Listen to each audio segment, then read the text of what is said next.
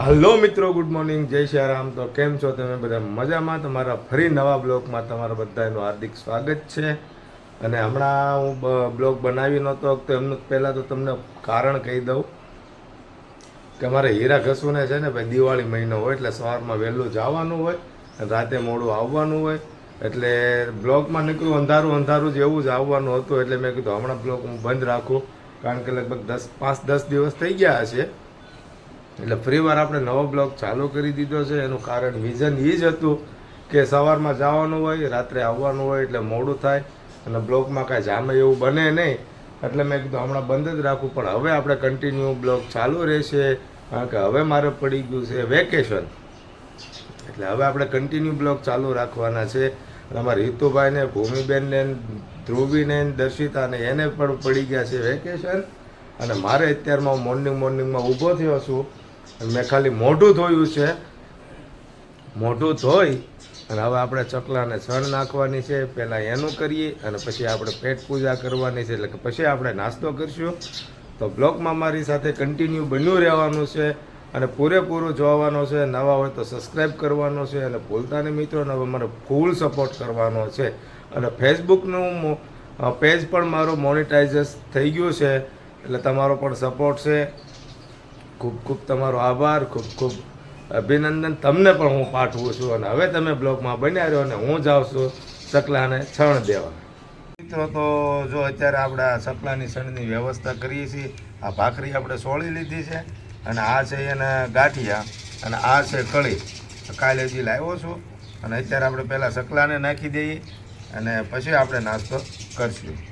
કેમ છો બધાને? તો જય શ્રી રામ. તો અમારા બ્લોગમાં તમારા બધાનું સ્વાગત છે. અને આજનો બ્લોગ આપણે અહીંયા ચાલુ કરી દીધો છે અને નાસ્તો બનાવી દીધો છે. આજ તો ઘણો હવે વેકેશન પડી ગયું છે, ઘરે છે તો ચા ને થેપલા બનાવવાનું કીધું તો અત્યારમાં ચા ને થેપલા બનાવી નાખ્યા છે. તો હાલો તમે પણ બધા ચા ને થેપલો નાસ્તો કરવા. હાલો મિત્રો, જો નાસ્તામાં તો થેપલા છે અને અમારા ભૂમિબેન નાસ્તો કરવા બેસી ગયા છે. દીદી જય શ્રી રામ. તો હાલો મિત્રો, બધા નાસ્તો કરવા. આપણે અત્યારે મોઢું ધોઈ નાસ્તો કરવા બેસી ગયા છીએ. હવે નાસ્તો કર્યા પછી આપણે નાહી ધોઈને જવાનું છે. જો મિત્રો કેટલા ચકલા આવ્યા છે ખાવા. તો જો મિત્રો આ રીતની કંઈક ઉમરો આપણે પૂજવાનો હોય એટલે હાથિયા અને કંકુના ચાંદલા કરે. હાથિયા છે, પગલિયું છે, આપણે ઉમરો પૂજીએ એટલે આ રીતે કરવું પડે. તો જો આ રીતે આપણે કરીએ છીએ.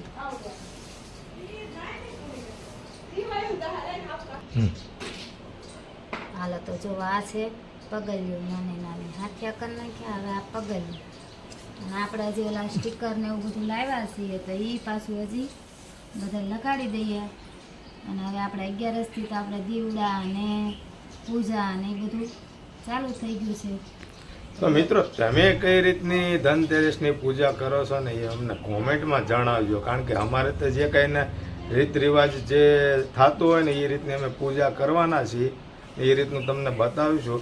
તો તમારે કઈ રીતનું થાય છે ને એ મને કોમેન્ટમાં પણ જણાવજો. અને અત્યારે અમારે ભૂમિબેનને છે ને આમ તો તાવ આવી જ ગયો છે, પણ તોય એ તૈયાર થઈને બેસી ગયા છે કે પપ્પા મને દવાખાને લઈ જાઓ એમ. આપણે એને દવાખાને લઈ જવાની છે ને અમારા હિતુભાઈ તૈયાર થઈને બેસી ગયા છે. અને જો ચકલા બધા આવી ગયા છે અત્યારે છણમાં. તો હું તમને બતાવું ઝૂમ કરીને. તો જો એટલા બધા ચકલાઓ છે, આ બધા ત્યારે આવી ગયા છે છણમાં, કારણ કે એની માટે આપણે નાખેલું છે.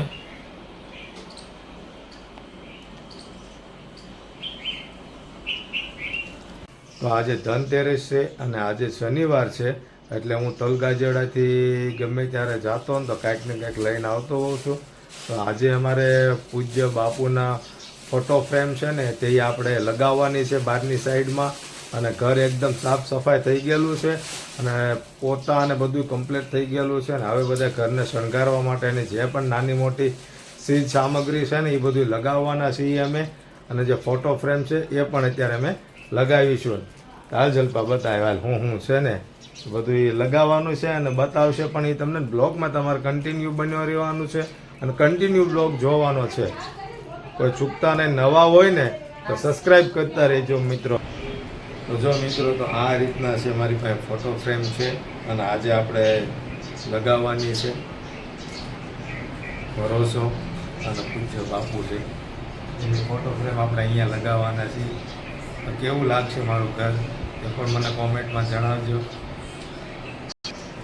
તો જુઓ, જનક ફોટો લગાડે છે, બાપુનો ફોટો એક હતો ત્યાં, પણ એ છે ને ઘણો સમય થઈ ગયો, જૂનો હતો ફોટો, કેટલા સમય પહેલાંનો હતો.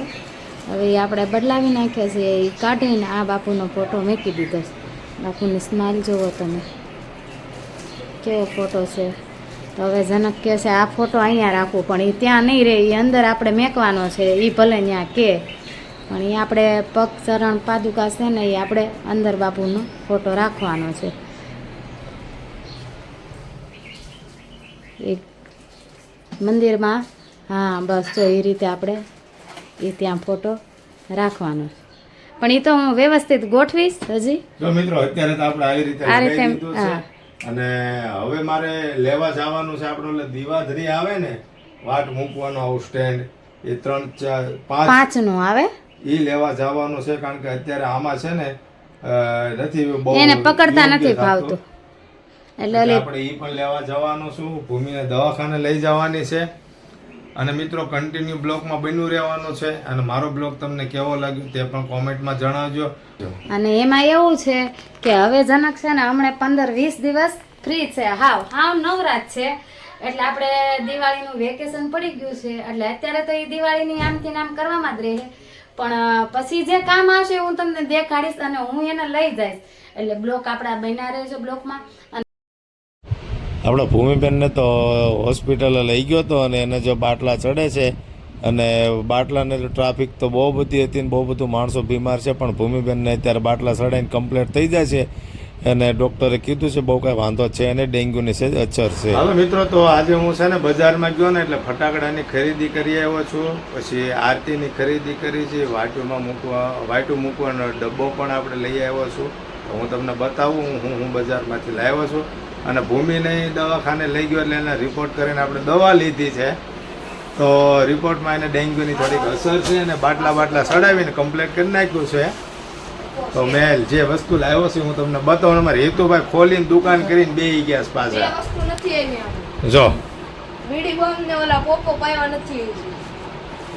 જો આ રીતનું છે ભાઈ. તો આ રીતની જો વસ્તુ બધી છે. ફટાકડાનું હતું તે ફટાકડામાં દીદીને તાવ આવ્યો તો એમ કે મમ્મી ફટાકડા લઈ આવ્યા ને તો શાંતિ થઈ. અને આપણે આજ ધનતેરસ છે તો આ દીવાધરી આપણે આવી દીવાધરી નહોતી, એટલે આપણે પિત્તળની દીવાધરી લઈ લીધી. અને વાઈટનો સ્પેશિયલ ડબ્બો તેનો અલગ છે, પણ એ એમ નથી ગમતું, આ નવો લઈ આવ્યા. અમારે હિતુભાઈ જો આવી રીતે ફટાકડા લાવ્યા ને બધા ખુલ્લા કરી અને અત્યારે આનાથી રમવા મળ્યો છે એમ. એ જોવે છે, પણ દર વખતે એવું થાય છે, લાવે છે જે વસ્તુ લઈને આવે પાછા એ જોતા નથી કે આમાં એ વસ્તુ છે. ગયા વખતે 2 ઓછી હતી ને આ વખતે 2 ઓછી છે. હવે એ દુકાનવાળા આગળ જાવ એને કહે જો તું જોઈ લે ભાઈ કે આમાં તમે 2 વસ્તુ પૈસા લઈ લે પૂરેપૂરા. હવે એમાં એવું થાય, હવે ત્યાંથી આપણે લઈને આવ્યા હોઈએ ને હવે ઘરે વહી આવીએ ને પછી પાછા જઈએ તો એને વિશ્વાસ આવે નહીં. એટલે આપણે એવું કંઈ કરવાનું છે નહીં. જો 2 વસ્તુ 2 આઈટમ છે ને ઓછી જ આવી છે રિયલમાં, પણ હવે આપણે પાછા એ પૈસા દઈને લઈ લેવી પડશે. કારણ કે હવે ત્યાં જઈએ ને એટલે યોગ્ય ન લાગે.